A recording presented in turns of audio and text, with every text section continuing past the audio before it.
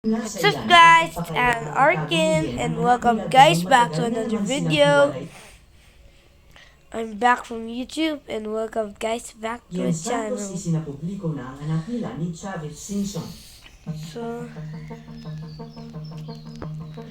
Solo ko lahat sa'yo guys, twist ako. Baka di mo yata ito to. Asa ko lang yun. Because study first, saka maaga dapat ako matulog. Dahil hello mga ka-farmlat, magandang araw po sa inyo. Once again, ito naman si Jem, ang inyong tagapaglingkod. guys, nakumpil na ba kayo? Comment nyo nga. And today's video, nandito ako sa bayan ng Santa Maria, of course, Cemented Road. At ito yung property na papasuhin ko mamaya para makita po ninyo. Ito guys, syempre, hindi rin po mawawala dito. so guys, papakita na sa iyo ang update dito sa mall. Kaya hindi ako nakapag-upload sa SS Outlook kahapon dahil ina-update ko pa. 80 meters. Ayan, mamaya papasukin ko ito, no? Bago po ako magpatuloy, huwag niyo po sanang kalimutan mag-subscribe at pindutin na rin ang notification bell para lagi po kayong nauuna sa tuwing mag-upload po kami ng mga bagong videos. Marlies Burger, dati na yan.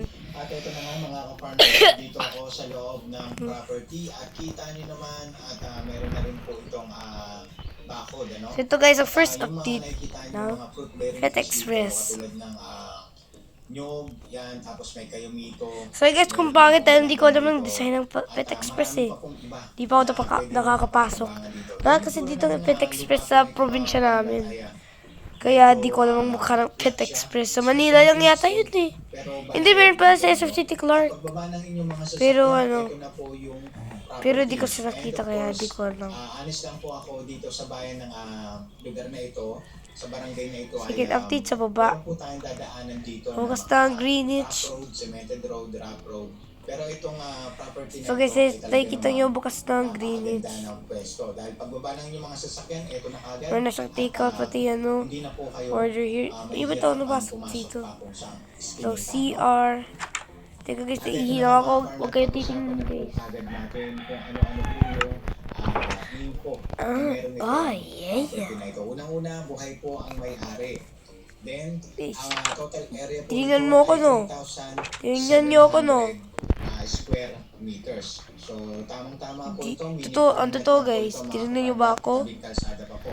Of course, Okay. sariwa ang hangin. Patawaran na Malakas kita. din ang signal ng ating cellphone dito. Ito ang Wendy's. Napakakonti dito guys. So, hindi po kayo mababahala kung paano kayo makikipag-communicate. Napakalaki yung lugar guys, pero hindi ko nilagyan ng madaming seats. At ito na nga po, Pinag-extend ko rin dito ito sa na The ito French ay Baker. title. Then yung price naman po nito mga ka-farmlat ay 650 per square meter.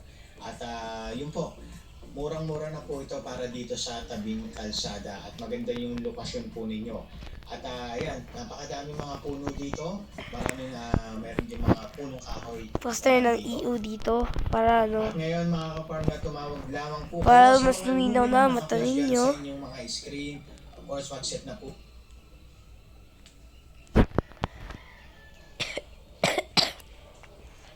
Grabe guys, ang dami na ditong update guys. So pinagharapan ko talaga ang update na ito guys.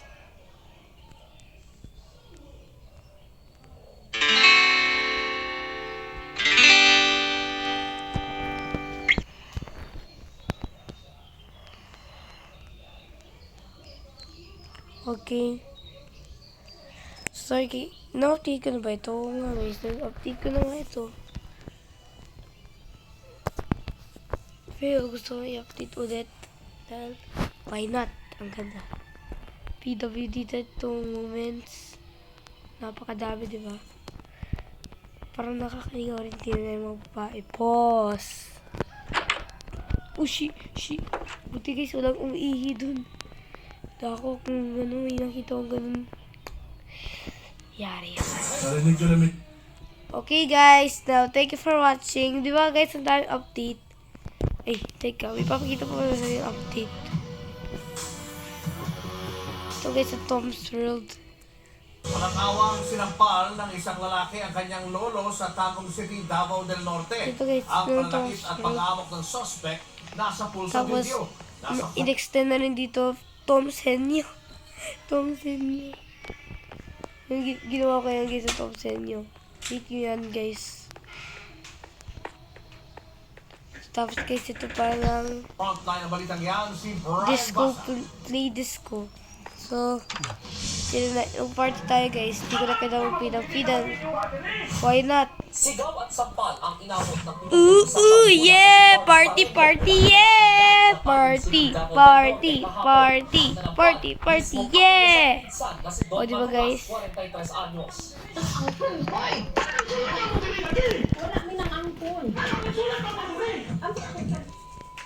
Di pa nakontento si Manungas, pinagpuntungan din niya ang iba pa nilang kaanak. Pinaghahambalos din niya ng steel bar ang mesa sa veranda. Ang pag-aabot na yan ni Manungas na uwi sa aristuhan. Ang pinsa ng bulong, away sa pamanang lupa. Ayon kay Manungas, nagalit siya kina Lolo Pareño dahil sa pang-aangkin nito sa kanyang bahay. Sinamantala raw ang pagalis niya sa bansa para sirain ang hanap ng bahay at dito tumira sina Pareño. Nadala lang ako. Aking emosyon. Nagalit ako kasi pinakailaman nila yung panak. Parehas sa may hawak na papeles sina Pareño at Manungas sa bahay. Pero lumabas ang pagsisiyasat na hindi si Manungas ang legal na may-ari ng bahay. Parang may mas karapatan sa nasabing property is yung... Yes. Okay guys, this is also update. Nasa kustodiya pa rin ngayon ng Tacloban City Police ang suspect. Desidido rin magsampa ng reklamo si Lolo Pareño laban sa kanyang ako. Nagpapalita mula sa Frontline, Brian Basa, News 5. Mga kapatid, So guys, thank you for watching. Di ba guys, sunday kong in-update. So next time naman guys, mag-update pa ako. Mag-update pa. Bye! Yung iba rito, kukunti man lahat, Si eh, Al nakakaganda ng Norte ay relocation. matapang. Ang ginagawa, bumabalik lang. Dahil yung relocation nila sa Bulacan, eh, wala silang kabuhayan. May mga naka-work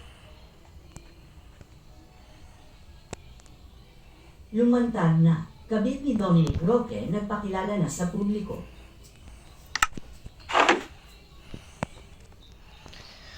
Thanks for watching guys. Bye-bye!